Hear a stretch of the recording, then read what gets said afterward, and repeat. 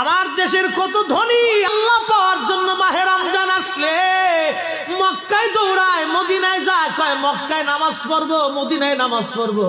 1 রাকাত নামাজে 1 লক্ষ রাকাতের সওয়াব, 1 রাকাত নামাজে 50,000 রাকাতের সওয়াব।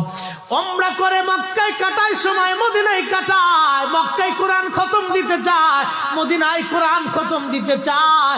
সওয়াব মাহে রমজানে অগণিত সওয়াবের আশায় ব্যক্তিগুলি আল্লাহর ঘরে হাজিরা দেয়, কিন্তু বাড়ির পাশে গ্রামের কত গরিব মানুষ টাকার অভাবে বাবা ভালো ইফতার করতে পারে না, টাকার অভাবে কত মা ভালো সেহরি করে রোজা রাখতে পারে না।